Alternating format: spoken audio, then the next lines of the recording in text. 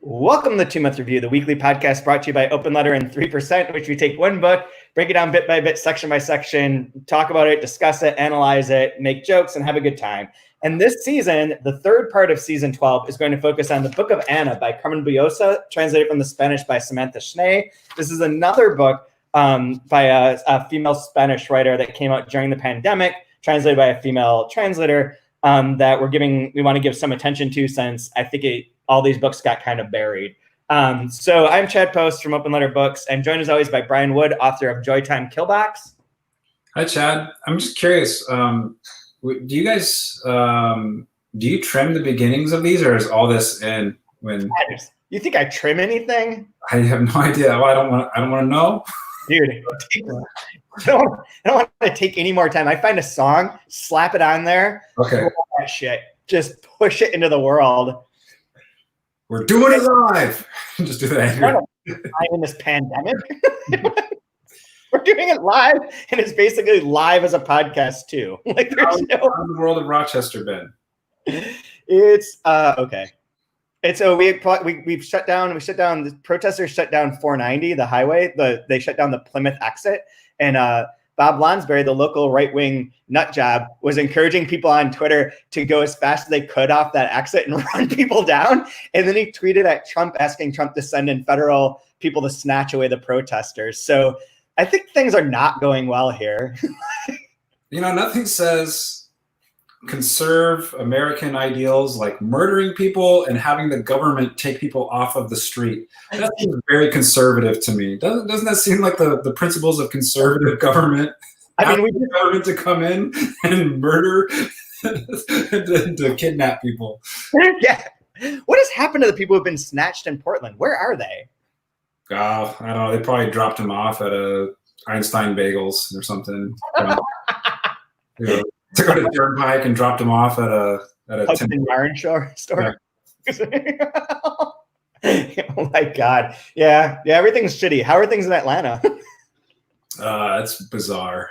But I love the city. It's a great city. We have this apparently the mayor and the governor aren't really on speaking terms, I guess. One person is cogent, the other is this like crazy dude. So yeah, cool. Seems about right. They also but we have, this is what Rochester doesn't have. What they need is, my mom was in town after we moved, and she wanted to take my daughter to Stone Mountain. And I was like, "Oh, you mean racist Mount Rushmore? All right, more racist Mount Rushmore." Like, I need to correct that, actually. Yeah, the overtly racist Mount Rushmore. But you're like, well, no, like there's a park there and everything. You can hike. And I was like, yeah, that sounds cool if you want, but maybe wait, like, because the whole pandemic thing. And the day she was gonna go, there was a 1,000-person armed black militia at Stone Mountain. And then when they were interviewed, they're like, we don't do chants, we don't sing, we don't have signs, we don't do that kind of stuff. They all had guns, and they were asking the 3%ers and the Boogaloo crowd, you either join our cause or come out and fight us. And that was their message.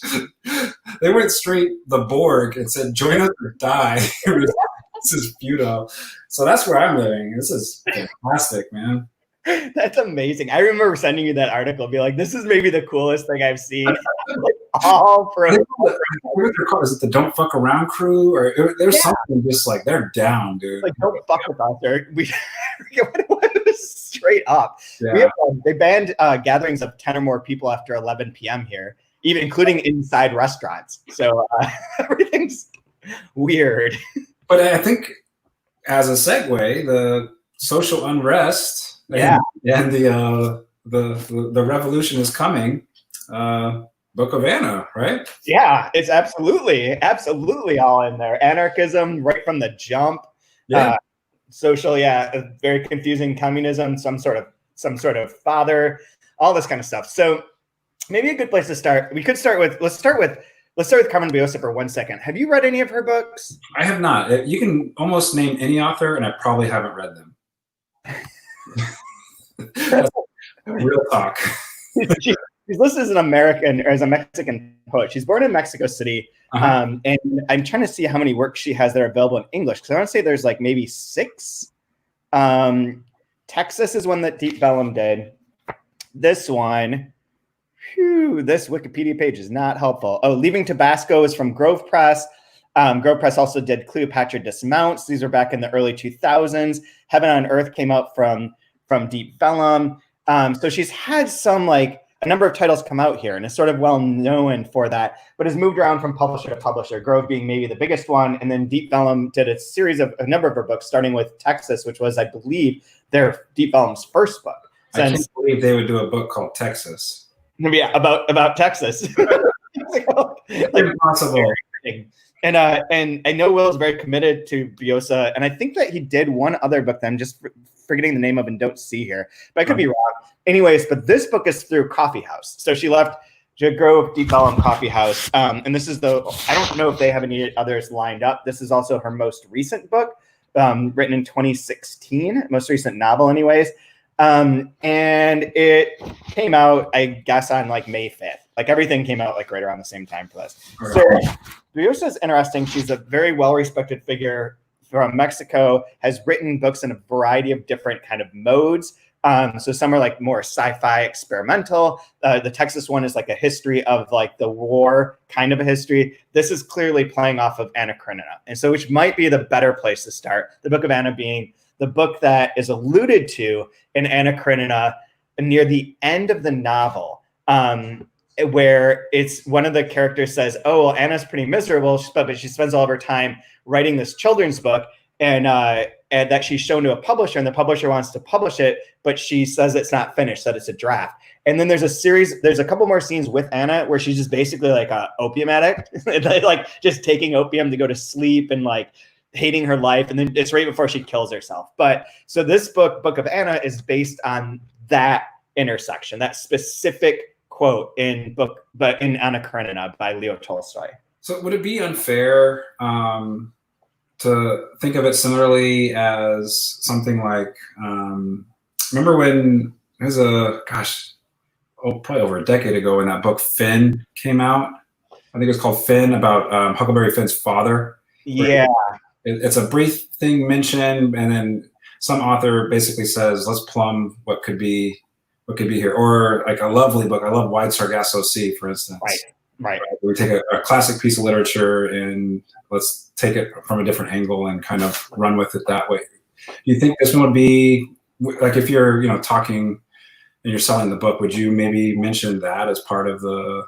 Yeah, that is kind of like, it's kind of a sequel in a way, because it's taking place chronologically afterwards, but is also, I don't know. I've read this part. We were going over section 1, which I didn't say at the start, but it's part 1. It goes through pages 1 through 73. This book has 5 parts, so we have 5 weeks to this. But like the next part is like 20 pages. Like there's a few of them that are very short. So we've read like a chunk of the book, but I don't know what comes after this. And I feel like it's going to be more structural in terms of like what happens, and not just follow these same characters in this way, but do something different. But I honestly don't know. But for the moment, I would say like this is working as kind of a sequel to Anna Karenina in terms of time, but also like clearly foregrounding the fact that like it's trying to be as if Anna Karenina existed in the world, and all of Anna Karenina, the creations of Tolstoy within Anna Karenina, are also extant in this world, including Anna's son, Sergei, and daughter, Anya, and the servants that are referenced. And like, she makes a great point of this, and it's something we can come back to as well, as like what the metafictional elements of this book are and what it's trying to do.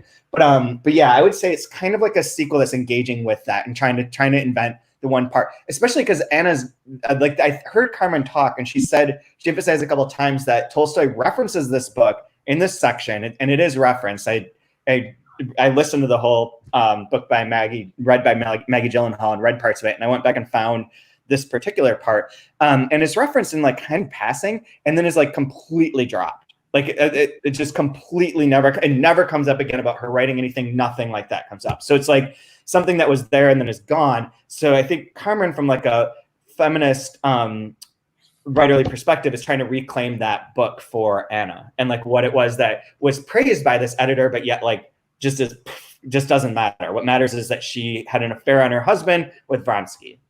Okay. And that becomes kind of her defining thing. So have you read Anna Karenina? I've seen the movie with Keira Knightley and Jude Law, so there is a book. Ooh, yeah. Oh, I didn't realize. Oh, so it is based. Okay. It's a short book. It's a short, thin book from like, it's like novella length. Because the movie is only 2 hours long, so I figured the source material was probably about 200 pages. I'm assuming. Yeah. Oh no, maybe 74. Maybe 74. That's an epigraph for Tolstoy. It's a fever dream. But like, 200 pages. That's an afternoon, just a little afternoon shakeout. Yeah. The version I had was like 940 pages long. It's a long ass book, which It's one of those ones I wanted to read. It's always on the best of list, but it's so long, and you know, the amount of clout I can get for at a cocktail party having read 5 books versus 1 would serve me better, I feel. So I've done, this immediately is in my top 10 books of all time. And all right. So I'm going to read it. Thanks. It's that good. Like I know it's good. I was expecting it to be fairly dry and like sort of like Russian in like the Pavir and Volokhonsky sort of translated Russian, where it's like so Russified and like clipped and like dry and like whatever. And it's actually not. I mean, it's a book that's based around fucking. Like it's a fuck book in a lot of ways. That nobody else will say this, but like there's a scene like, so Anna like meets Vronsky. She's married to whatever his name is, Sergei Karenin. She meets Vronsky, there's a lot of complications. There's a ton of characters, and I'm just going to give you the brief overview of her role within this. So she has a kid, Sergei, with her husband, and then she meets Vronsky, sees him at like this ball, and they have like a thing go on. And so then Vronsky like pursues her and is like, I'm in love with you, blah, blah, blah. And then there'll be like these time jumps, and they'll be like like Anna's husband being like, I don't want you to be improper. Like you're just causing all these like social things because people know that you have like a thing with him. You should stop doing that because it's your religious duty to our marriage to be faithful to me and not someone else's person. And she's like, you're a dick. And like, he is a super dick. And then Vronsky later on becomes a dick as well. But then there's like a segue, and it'll be like, Anna's like, and it's like, feels guilty for what she just did, but the pleasure was so intense. And it's like, oh shit, Anna just got railed. And she's like, I don't regret doing this at all. So it's like, so then because of that, because then her husband's like, what's going on? And she's like, I'm having an affair on you. I love him. You're just not part of my life anymore. I don't want you around. You are insignificant. He then sort of more or less like blackmails her and is like, you're not getting a divorce. I'm taking the kid, the son. You're not raising the son. You're going off with Vronsky. Go do whatever the fuck you want to do, but I'm never giving you a divorce. So then Vronsky and her like traipse through Europe. There's a painting that's made of her in one long extended scene that deals with like the nature of painting. There's lots of conversations about the role of women in society in like this 1890s sort of Russia, post-Tsarist, but pre like communist revolution. And there's like various other things that are about like the land and like political discussions. But on her storyline, she and Vronsky then have she has like a falling out because she's convinced that he's no longer in love with her like he used to be, and there must be someone else. And then she just gets so upset about it, she just kills herself. But they have a daughter first. Oh, that's right. She tells her husband that she's having an affair because she's pregnant with Vronsky's daughter. So Anya in here is Vronsky's daughter. Sergei is Karenin's daughter. But the book is marvelous. Like, in the way I read the translation that's really old, the like one of the earliest ones from Constance Garnett, who's usually criticized for making things sort of flowery and Victorian, but that really works. Like, I don't like Pavir and Volokhonsky's translations at all. And like for this, like reading it like that, I mean, they're always talking in French. There's like a bit of that flowery sort of courtliness to it, but it's super engaging. Every chapter, all the characters are like really multifaceted, where you vacillate between like liking them and thinking they're pieces of shit or like whatever. They're all complicated. It's very, I mean, it's impressive. Like there's no doubt to that. Fine, that'll be my homework. I will read it over the next 4 weeks, so then I'll complete 2.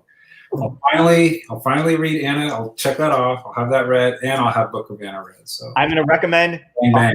Maggie Gyllenhaal. No, I'm going to read it. I'm not going to listen to it. Dude, Listening to it is so good. You can get it for $1, by the way, as like a Kindle book. So I don't know how to do those. I'm that bad with technology.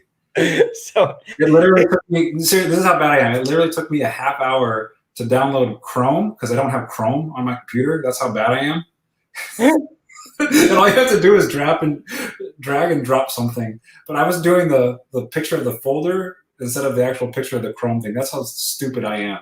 So I'm not going to be able to figure out how to get $1 Kindle book or whatever. It will not work for me. Yeah. Well, you can get the regular book. I'm going to go to a bookstore, I'm going to get COVID, and talk to somebody and buy a book physically. Go in there, don't wear a mask because it's the South. Go in there with your rights, or wear a flag mask. Wait, do I want to vote for Biden? Hell no, I ain't wearing a mask. I'm gonna raw dog it. I'm coming in here mouth breathing. I'm gonna raw dog this experience of COVID exposure. Breathe it all in. Mouth breathing in here. Let's go. So yeah, I'll read it. Yeah, it's good. It's really good. So there's a couple threads. So book one is called, in here there's a million quotes, an explanation of what the book is. Part one is Anna Sergei and Anya City, and it's set on Saturday, January 8th, 1905. And begins with the anarchist with Clementine. So there's really two threads that run throughout this first part. One is Clementine, who is an anarchist who initially, at the very beginning of this, tries to blow up a ferry, right? Is it a ferry or a tram? A tram. Yeah. Tries to blow up a tram and has a bomb, like pretends that it's a baby, gets on the tram, does this whole bit, and then like sets off the bomb, but it doesn't work. It's like nothing. And then we find out that there's another group of people who are organizing and against the Tsar, and that is led by Father something. Uh-huh. Father Dude. And they're less anarchist and more about like marching in the streets, sending a letter to the Tsar, asking for like him to pay attention to them and to give workers' rights. There are also signs that are up all throughout the city that you can't gather, that any demonstration will be like destroyed and dismantled. So we're at this moment in like Russian history where shit's about to just blow up. And they're more peaceful as well, right? Yeah. There's a conversation of should we be armed or not, and that's a fissure that's going to kind of feels like it's going to rip between the two sides. Mm-hmm. Obviously, with Clementine, she's all about that life. Oh yeah. As we get in chapter 1. Yeah, she wants a gun, like for sure. It's so crazy that this was written in 2016. You said. Yeah. And again, I guess maybe it's the sign of our times where we try to relate everything to what's going on right now. But again, it feels very, very pertinent to what we're going through in the larger city and the States. But we all know we want things to change. We're just looking for how are we supposed to make it happen?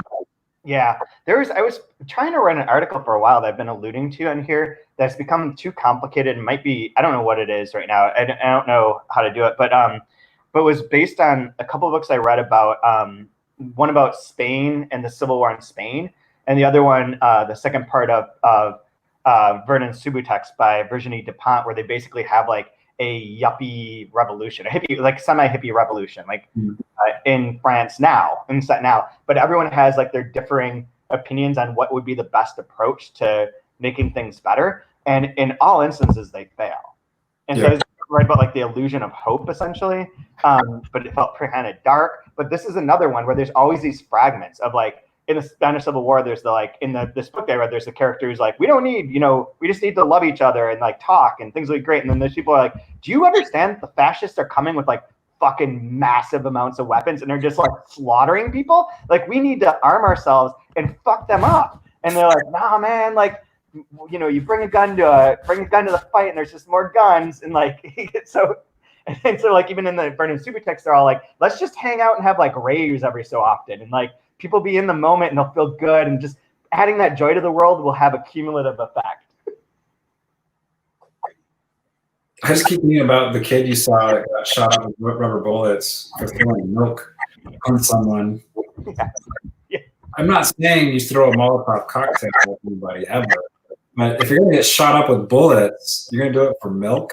That's not a good story to tell when you're your protest cloud. Yeah, your protest club, your protest Reddit thread. Yeah.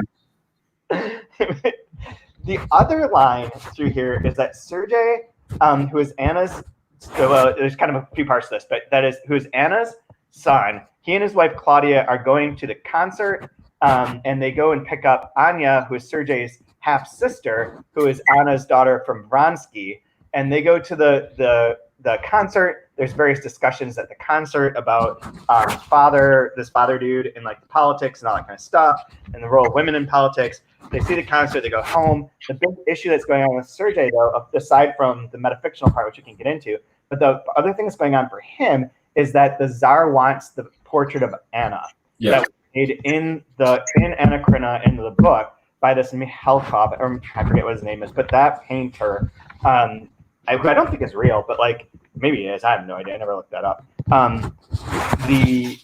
Right now though, but that he paints a picture of her, and it's supposed to be so beautiful and so wonderful, and so the Tsar wants it, but like nobody's seen it, because it's been like turned around. Maybe this is a real painter. No. Maybe no. I don't know. Doesn't look like it. But the painting that he wants, and Sergei's very upset because it'll be like a scandal, because everyone always talks about like the Anna Karenina woman, because we exist in a world. This book posits a world where all of the other characters have read Anna Karenina and know everything about these characters because they have been written on paper. So Sergei talks several times about how he is just a character. Anya is like almost human because not much is ever written about her in Anna Karenina, but other people are like, oh, I know you guys, like, fuck, I love you guys. I've read this book 100 times. Like, yeah. so that is the world in which this is moving, which is sort of weird. Yeah, there's a really interesting juxtaposition where is my audio weird? Yeah, a little bit. Okay, hold on. I'll switch to headphones.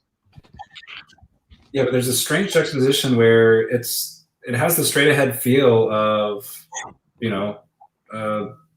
all is taking place at the precipice of a revolution, but then you add in the kind of postmodern metafictional technique with it, which is this weird. I don't know. I like it. It's really cool. Yeah, it is like metafictional in a way where it's like there's like the revolution going on against the Tsar, and there's a sense like this revolution against the book and against the author. So there's like sort of parallels there as well in terms of like him wanting to like be out of being just a character. He doesn't want to just be Anna's son. And like, is it Anya that's constantly like, I wish I could be a person. I had to read this as a printout because we don't have the actual book, so my notes are hard to find. But I believe it's her who's like, I want to be. There's someone's like a Pinocchio situation. It's like, I want to be a real person.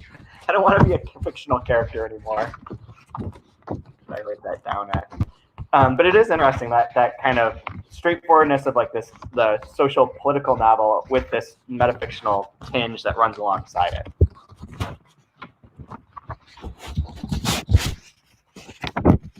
Yes, I agree. I think that was one of the stronger aspects that I really touched on, was that.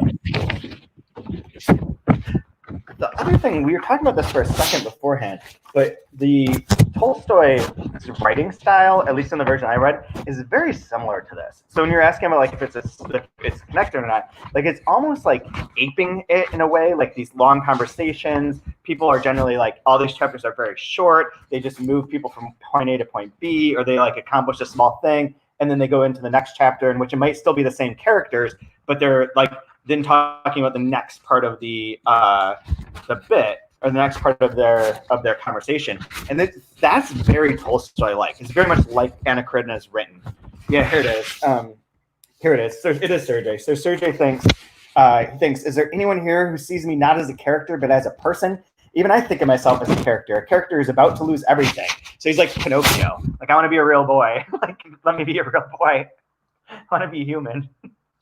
So his nose doesn't grow. Yeah, But, yeah. kind of those,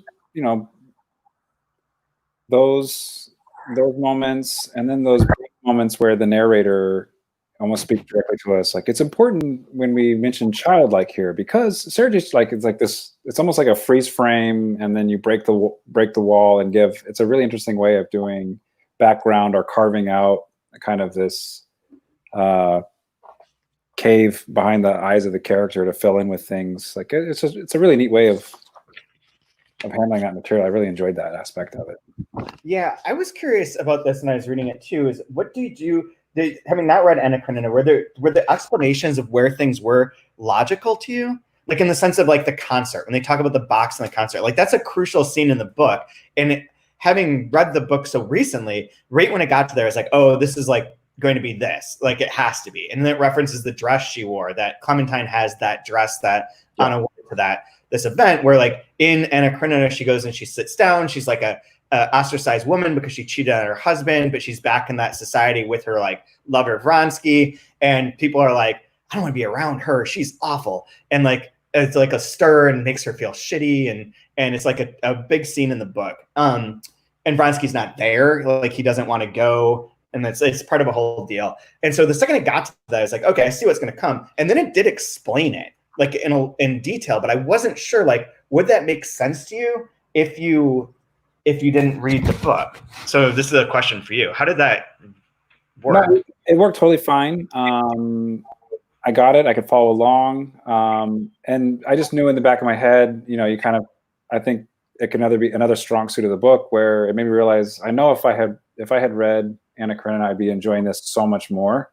I'd probably be reading with like a giant grin on my face, getting all the references or knowing the scenes. I was okay not being in on that aspect of it and still enjoying the book. I think it's just one of those ones where it like almost like an inside joke, where like if you really nerd out on a film, for instance, and know that it's referencing other works, you can really enjoy the sly moves that's going on. And it's just lost on me. That's all. I can still enjoy it moving straight ahead though. Yeah, absolutely. And it does explain, I hope, basically anything. If you have a question, you're like, I don't get this, like I can probably fill it in, because it is super fresh on my mind, and it is a book that's very like cinematic. So easy to remember, in other words.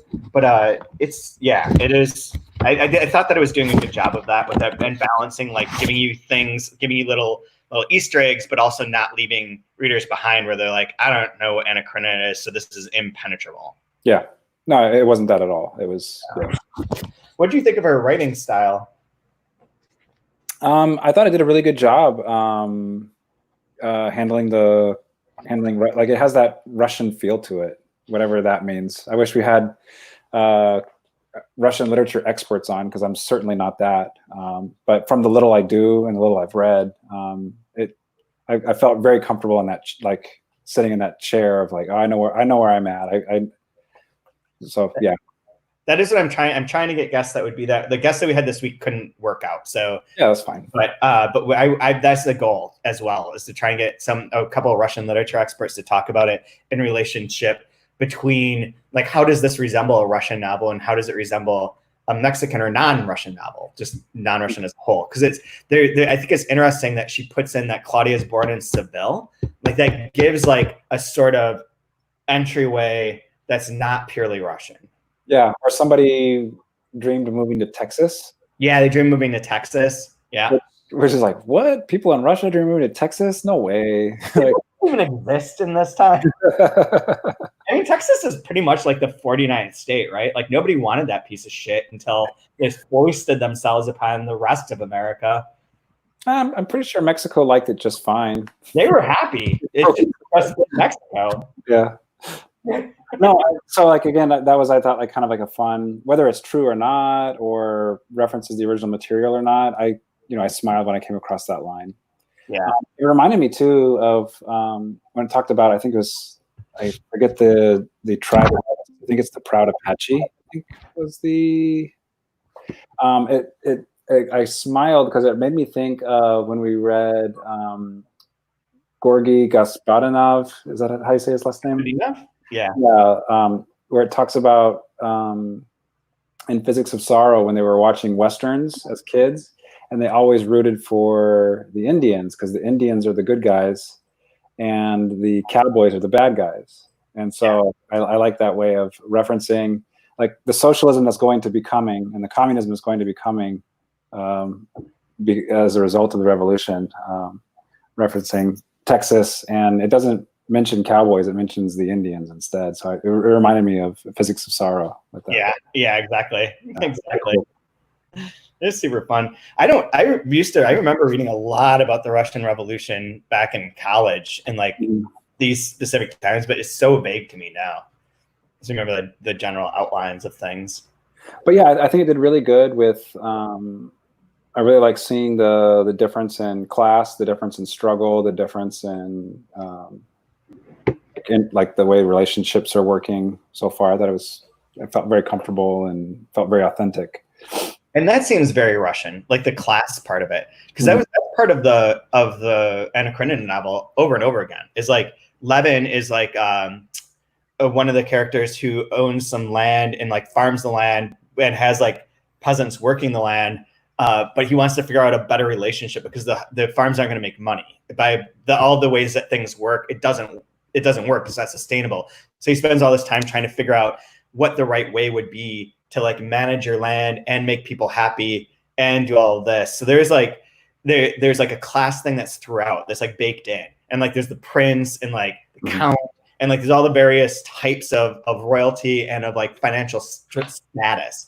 Like there's one part where someone's like, yeah, I'm like $20,000 and 20,000 rubles in debt or whatever, I'm drowning. This guy's like, ha ha ha, that's what we'd live for. Like I'm 200,000 and like I'm still banging 4 mistresses. Like, don't worry about it. You just borrow money and it doesn't matter. That's what our lives are supposed to be like. And like you could feel like in Anna Karenina that reckoning coming, where it's like, oh, these people should rise up and eat that dude's soul. And that now is like much more like active in here because we've advanced like 10, 12 years or whatever it is. I forget what year Anna Karenina is set in, but I think it's like 1893.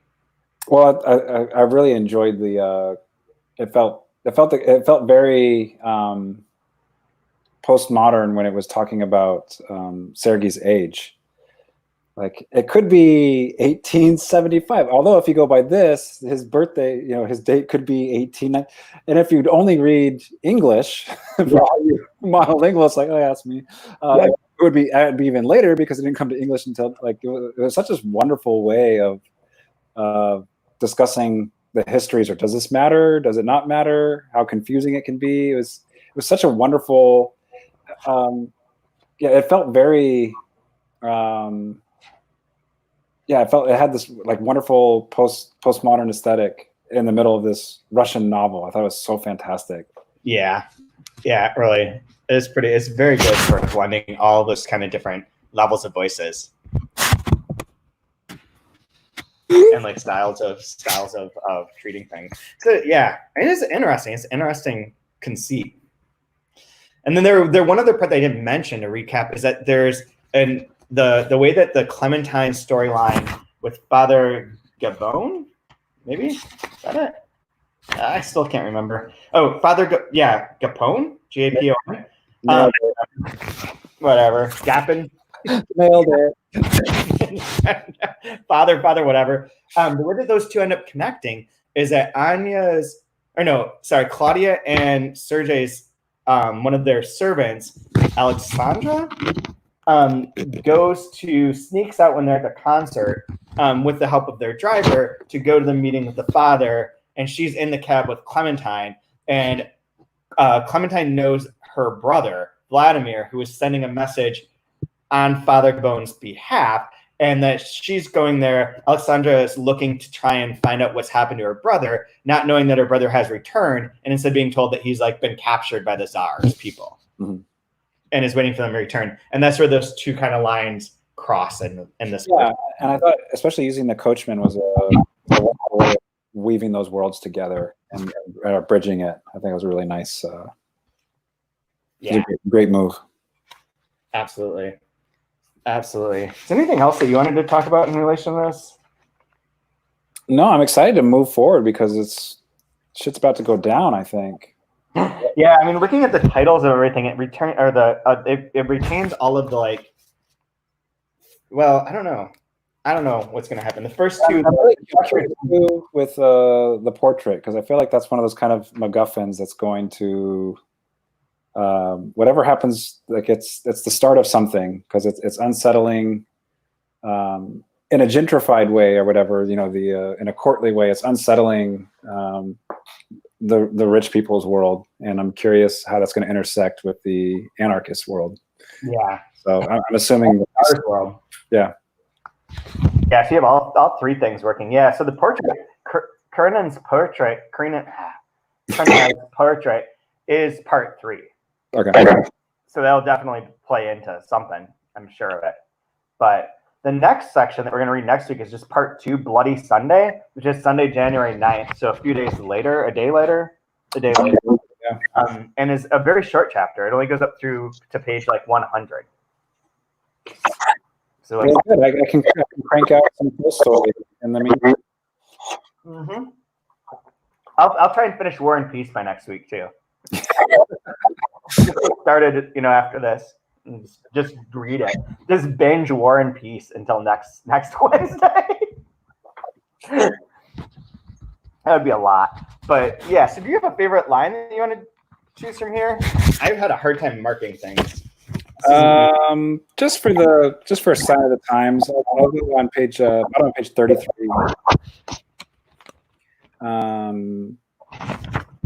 Again, it's the elite class talking about change being in the air, right? Oh yeah. I think General Pantalev is right. We should raise their wages and sort out their housing and the problem of healthcare too. Everyone has an opinion. For that, the factory owners should cover the cost. That's a fantasy. The financial implications would put thousands out of work. The cure would be worse than the disease. Yep. The one that I was gonna quote is right below that. Zubitov had the magic formula. Quote, the only way for the state to keep the revolutionary forces in line is the cooperation of law enforcement and the working class. It's like, oh my God, we're living this right now. Like, that's one of the weird things about Anna Karenina reading it, is like how wickedly modern it was, where like Anna will have these long sections where she's like, being a wife is shit. Like, this is terrible. Like, why is anyone married? Marriage is the dumbest thing. Like, it just causes unhappiness for everyone involved. Like, and multiple characters are like that. They're like, we need to just get past this into like a world where we're like not doing this religious, like technical shit, because it's just not working. Like, our society's a little jacked up. Like, we could fix this. And it feels exactly like conversations you could have today. Like, there's so many ones in there where it's like, no, yeah, that's still relevant. Like, how the divisions of labor work and how capital works. That's the funniest part of the Constance Garnett translation, is that everything is capital. Like, as in, like, instead of saying awesome, they're like, that's capital. That's capital. He's such a capital fellow. But I'll springboard off of your comment right there on page 53 at the top. We can't put the women and children at the front of the demonstration. It's too risky.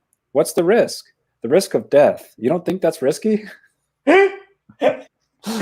Oh yeah, they wouldn't dare shoot them. They'll shield the others, just like the line of moms in Portland. Yeah. The mom shield. And then I really liked on the bottom of 51, which I think showcases one. I mean, I think we've showcased its relevancy. I think we're showing there's a great sense of humor that's throughout this as well. Very and then I think, again, if we want to kind of get into more of that postmodern aesthetic that's in here, we can see that on the bottom of 51. But no such thing ever happened. Every era has its own Vernowskis, revising their own histories to be courageous and heroic, mediocre actors in their own destinies, obscuring the truth with smoke and mirrors, gilding their own stories and making little difference. Yeah, fucking Vronsky. Because right before that, there's the what actually happened versus what is in. Where he accidentally gets shot bending over to get his hat. Exactly. The journalist is like, oh, he just rode into heroically charging with a full head of hair. Right. Yeah, like. Oh my God. So funny. So the other book that I'm reading right now has a weird intersection with this, is Ben Sinister. It's one of the other books I'm also. Oh, yes. But the Nabokov book, which is one that I hadn't read before. I've been sort of like working through all this stuff over and rereading and reading things I hadn't for, a long time. But this one is like one of the most political ones, and it's set in like kind of a nowheresville. I think it's in Russia, but like there's not a lot of tags associated with it at the beginning as to like the space or the time, but it's a place where there's been like a ruler has just taken over. And so far, like I read the back copy kind of, but just like went into it blindly and was like uncovering, like it's a book that's set up unlike this one in the way that where here you get like the overall picture pretty quickly and then it fills in the details. Ben Sinister is the opposite, where like every sentence is a revelation as to what might be going on. Like you can only learn about the space almost sentence by sentence. And you're like, wait, where fuck are we? And like, it kind of opens it up more and more. I wish I had it right next to me. That's one of his earlier English. It's the first one in English. Okay. The first one that he wrote in America. And basically what's happening in a broad stroke is that there's a professor who's the main character, and the leader who's taken over is like the political party of the people, and they're all stupid. Like they're all just the stupidest people. And so they're like, that's who's taking over. And they're like, have a conversation with the professor where they're like, yeah, man, I guess you'll have the universities open again soon, but you won't be teaching all that shit that you're teaching. And he'll teach you how to like tie their shoes and how to like, paint walls and do things that actually matter. None of that like thinking bullshit. And like, there's a part where like he has to cross a bridge after his wife dies. And they're like, we can't read your past. So like, we're not gonna let you go across the bridge. And then like, he finally convinces them, let him across the bridge. And the other guards are like, oh no, they needed to sign it. And so he goes back and they're like, we don't know how to write. Like, what are we supposed to do? So it's like, it feels like you're living in America. Like it's less Kafka-esque and more like this book could be set in Trump's America today, and it would track so far through the first like 50 pages. It could, you could tell me this on the back copy and I'd buy it 100%. It's wild, but he has a metafictional part in there. Let me see if I can find the book really quick. His metafictional like nod in the sections that I've read is there's a part where, oh, here it is. Yeah, and if you think I'm going to edit this out, you are wrong. So there's a part where he, there's a character that's in the back of a car. So the professor gets picked up. He's being summoned to this meeting. He gets picked up with his car, and there's another guy in the back of the car who speaks in a Frenchman. And I am not going to do very well with this, but I'll try and read the paragraph. So this is the very like Nabokovian metafictional element. So it's like, is it the verity, said Barreau, suddenly shifting to English, which he knew Krug understood, and speaking it like a Frenchman in an English book. Is it the verity that, as I've been informed by the reliably sources, the disposed chief of state has been captured together with a couple of other blokes, and then in parentheses, when the author gets bored by the process or forgets, somewhere in the hills and shot. But no, I just cannot credit. It is too horrible when the author remembers again. And it has like, so it like references like this character is talking as if he's like a Frenchman in the English book, but like through those variations. And I was like, that is so fucking sly. Like, I love that. Like it's obvious. Like it's obvious in the way that the stuff is obvious in Carmen's book, but a different sort of obvious.